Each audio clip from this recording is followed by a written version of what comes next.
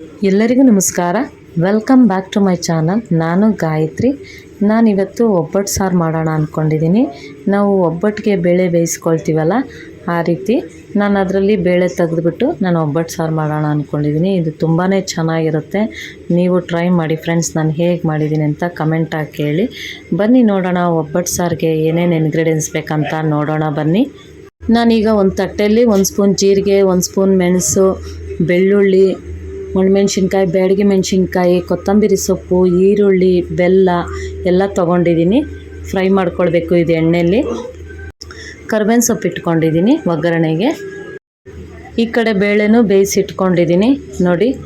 ಈ ಕಡೆ ಬೇಳೆ ಬೇಯಿಸಿರೋ ನೀರಿದು ನೋಡಿ. ಇಲ್ಲಿ ಬೇಳೆ ಬೇಯಿಸಿರೋ ನೀರಿದೆ. ಈಗ ಸ್ಟವ್ ಹಚ್ಕೊಂಡು ನಾವು ಬಾಣಲಿ ಇಟ್ಕೊಳ್ಳೋಣ. ಎಲ್ಲ ಇದನ್ನು ಫ್ರೈ ಮಾಡ್ಕೊಳ್ಬೇಕಾಗುತ್ತೆ. ನಾವು ಎಣ್ಣೆ ಹಾಕ್ಕೊಂಡು, ನಾನು ಎಣ್ಣೆ ಹಾಕ್ಕೊಳ್ತಾ ಇದ್ದೀನಿ ಬಾಣಲಿಗೆ. ಈಗ ಈರುಳ್ಳಿ ಹಾಕ್ಕೊಂಡು ಫ್ರೈ ಮಾಡ್ಕೊಳ್ತಾ ಇದ್ದೀನಿ. 1 ಈರುಳ್ಳಿ ತೊಗೊಂಡಿದ್ದೆ. ನಂತರ ನಾನು ಬೆಳ್ಳುಳ್ಳಿ ತೊಗೊಂಡಿದ್ದೀನಿ. ಬೆಳ್ಳುಳ್ಳಿ ನಾವು ಸಿಪ್ಪೆನ ಜಾಸ್ತಿ ಬಿಡಿಸ್ಬಾರ್ದು, ಒಂದು ಸ್ವಲ್ಪ ಬಿಡಿಸಿದ್ರೆ ಸಾಕು, ಅದೇ ಟೇಸ್ಟು.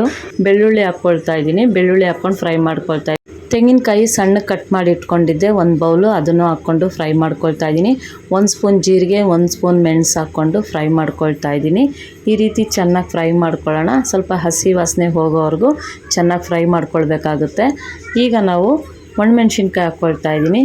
ಒಣಮೆಣ್ಸಿನ್ಕಾಯಿ ಒಂದು 10 ತೊಗೊಂಡಿದ್ದೀನಿ. ಬ್ಯಾಡಗಿ ಮೆಣಸಿನ್ಕಾಯಿ ಒಂದು 10 ತೊಗೊಂಡಿದ್ದೀನಿ. 2 ಸೇರಿಸಿ ಫ್ರೈ ಮಾಡ್ಕೊಳ್ಳೋಣ. ಈ ರೀತಿ ಚೆನ್ನಾಗಿ ಫ್ರೈ ಮಾಡ್ಕೊಂಡಿದ್ದಾದಮೇಲೆ ನಾವು ಹುಣಸೆಹಣ್ಣ ಈ ಬೇಳೆ ಬೇಯಿಸಿದ ನೀರಿದೆಯಲ್ಲ ಅದರಲ್ಲಿ ನೆನೆಸ್ಕೊಳ್ತಾ ಇದ್ದೀನಿ. ಏನಕ್ಕೆ ಅದರಲ್ಲಿ ನೆನೆಸ್ಕೊಳ್ತಾ ಇರೋದು ಅಂದರೆ ಅದು ಸ್ವಲ್ಪ ಬಿಸಿ ಇರುತ್ತೆ ನೀರು, ಹಾಗಾಗಿ ಬೇಗ ನೆಂದ್ಕೊಳ್ಳುತ್ತೆ. ಅದಕ್ಕೋಸ್ಕರ ನಾನು ಅದ್ರಲ್ಲಿ ಹಾಕಿ ನೆನೆಸ್ಕೊಂಡಿದ್ದೀನಿ. ಇವಾಗ ಇದು ಒಗ್ಗರಣೆಗೆ ನಾನು ಕರ್ಬೇವಿನ ಸೊಪ್ಪು ಹಾಕ್ಕೊಳ್ತಾ ಇದ್ದೀನಿ. ನಂತರ ಕೊತ್ತಂಬರಿ ಸೊಪ್ಪು ಹಾಕ್ಕೊಳ್ತಾ ಇದ್ದೀನಿ. ಇದೆಲ್ಲ ಹಾಕ್ಕೊಂಡು ಚೆನ್ನಾಗಿ ಫ್ರೈ ಮಾಡ್ಕೊಳ್ತೀನಿ. ಈ ರೀತಿ ಚೆನ್ನಾಗಿ ಫ್ರೈ ಮಾಡ್ಕೊಂಡಿದ್ದಾದಮೇಲೆ ಮಿಕ್ಸಿಗೆ ಹಾಕ್ಕೊಂಡು ಈ ಮಸಾಲೆ ಎಲ್ಲ ಆರಿದ್ಮೇಲೆ ನೈಸಿಗೆ ರುಬ್ಕೊಳ್ಳೋಣ. ಎಲ್ಲ ಮಸಾಲೆನೂ ಹಾಕ್ಕೊಳ್ಳೋಣ. ಎಲ್ಲ ಮಸಾಲೆನೂ ಹಾಕ್ಕೊಂಡು ನೈಸಿಗೆ ರುಬ್ಕೊಳ್ಳೋಣ. ನಾವು ಬೇಳೆ ನೀರಲ್ಲಿ ನಾವು ಹುಣಸೆಹಣ್ಣ ನೆನೆಸಿಟ್ಕೊಂಡಿದ್ವಲ್ಲ ಅದನ್ನು ಹಾಕ್ಕೊಂಡು ರುಬ್ಕೊಳ್ತೀನಿ. ನೆಂದಿದೆ. ಈಗ ಟೊಮೆಟೊ ಒಂದು 4 ಹಾಕ್ಕೊಂಡಿದ್ದೀನಿ. ಉದ್ದುದಕ್ಕೆ ಕಟ್ ಮಾಡಿ ಇಟ್ಕೊಂಡಿದ್ದೆ, ಅದನ್ನು ರುಬ್ಬಕ್ಕೆ ಹಾಕ್ಕೊಳ್ತೀನಿ. ಇವಾಗ ಇಲ್ಲಿ ಬೇಳೆ ನೀರಿದೆಯಲ್ಲ ಅದನ್ನು ಹಾಕ್ಕೊಂಡು ರುಬ್ಕೊಳ್ತೀನಿ ನೈಸಿಗೆ. ಸ್ಟವ್ ಹಚ್ಕೊಂಡು ಬಾಣಲಿ ಇಟ್ಕೊಂಡಿದ್ದೀನಿ. ಅದೇ ಬಾಣಲಿಗೆ ಒಗ್ಗರಣೆ ಹಾಕ್ಕೊಳ್ತಾ ಇದ್ದೀನಿ. ಎಣ್ಣೆ ಹಾಕ್ಕೊಂಡಿದ್ದೀನಿ. ಇಲ್ಲಿ ಒಗ್ಗರಣೆಗೆ ಈರುಳ್ಳಿ, ಬೆಳ್ಳುಳ್ಳಿ, ಬ್ಯಾಡಗಿ ಮೆಣಸಿನ್ಕಾಯಿ, ಕರ್ಬೇವಿನ ಸೊಪ್ಪು ಎಲ್ಲ ತೊಗೊಂಡಿದ್ದೀನಿ ಒಗ್ಗರಣೆ ಹಾಕ್ಕೊಳ್ಳೋಕ್ಕೆ. ಇದನ್ನೆಲ್ಲ ಈಗ ಒಗ್ಗರಣೆಗೆ ಹಾಕ್ಕೊಳ್ತಾ ಇದ್ದೀನಿ. ಬ್ಯಾಡಗಿ ಮೆಣಸಿನ್ಕಾಯಿ ಒಂದು 6 ತೊಗೊಂಡಿದ್ದೆ, ಅದನ್ನು ಹಾಕ್ಕೊಂಡು ಫ್ರೈ ಮಾಡ್ಕೊಳ್ತಾ ಇದ್ದೀನಿ. ನಂತರ ಕರ್ಬೇವಿನ ಸೊಪ್ಪು ಹಾಕ್ಕೊಳ್ತಾ ಇದ್ದೀನಿ. ಹಾಕ್ಕೊಂಡು ಚೆನ್ನಾಗಿ ಫ್ರೈ ಮಾಡ್ಕೊಳ್ಳೋಣ. ಈ ಕರ್ಬೇವಿನ ಸೊಪ್ಪು ಕಡ್ಡಿ ಇರುತ್ತಲ್ಲ ಅದು ಹಾಕ್ಕೊಂಡ್ರೆ ತುಂಬಾ ಟೇಸ್ಟ್ ಇರುತ್ತೆ ರಸಮ್ಗೆ.